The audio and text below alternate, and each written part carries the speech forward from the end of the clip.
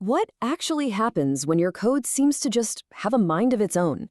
Like, are you truly in control of your computer's memory? Or, let's be honest, are you just blindly hoping your program doesn't crash behind the scenes? Welcome to this explainer. Today, we're doing something really cool. We are bridging that gap between the bare metal of raw memory management and the elegant heights of advanced object-oriented design in C++. It's going to be a fun ride. Okay, let's dive right into this. Here is our roadmap. We'll start with pointers and class structures, then managing dynamic memory, moving into shallow versus deep copies, the magic of virtual functions, and finally, abstract classes. All right, part 1, pointers and class structures, the remote control to memory. Think of your data like a television set. A pointer. It isn't the TV itself, right? It's the remote control. It holds the exact coordinates, the literal memory address of where that TV lives, allowing you to interact with it from afar. In C++, you declare this super powerful tool using the asterisk symbol.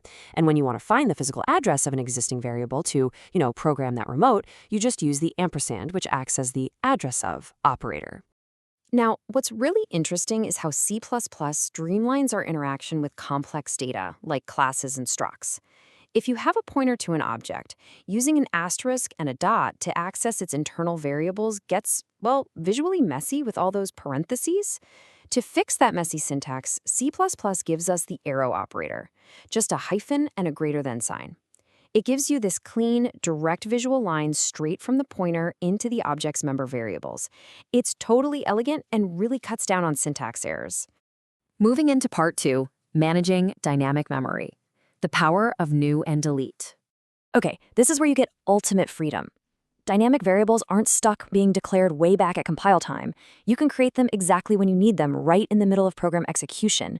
You just use the new operator to carve out fresh memory space on the fly, which then hands you back a pointer. But I need to slow down for a second here, because with great power comes great responsibility.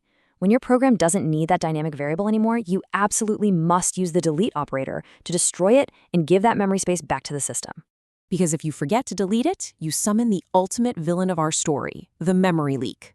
Take a pointer P, for example. Let's say it was happily pointing to allocated memory at address 1500, but then P gets suddenly reassigned to point to address 1800. So what happens to that original memory space at 1500?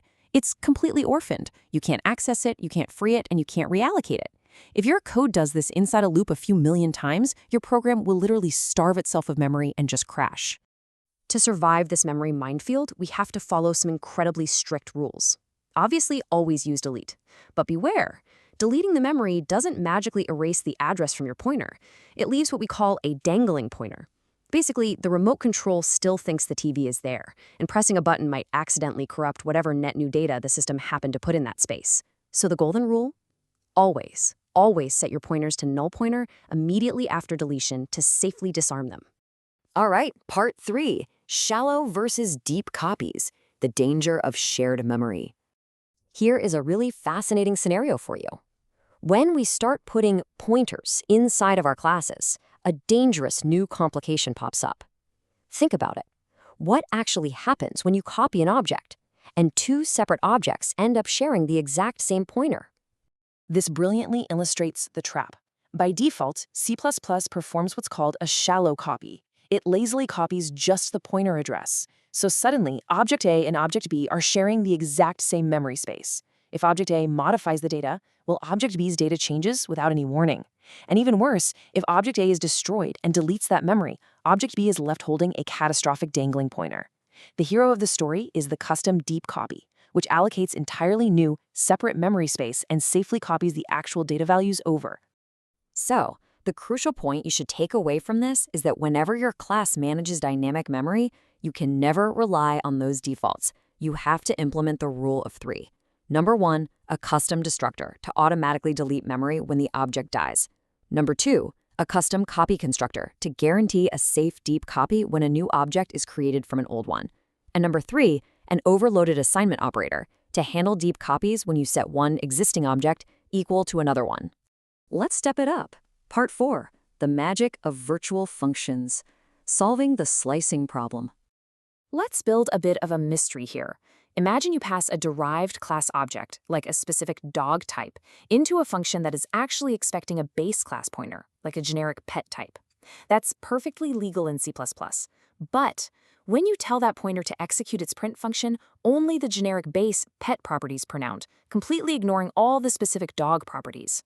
So why exactly did our dog get sliced down to a generic pet? Well, the culprit is something called compile time binding, or static binding. Before your program even runs, the compiler is already hardwiring the function calls. It looks purely at the declared type of the pointer. It sees a pet type pointer, so it stubbornly locks in the pet type print function, totally blind to the fact that you actually stored a dog type object at that memory address.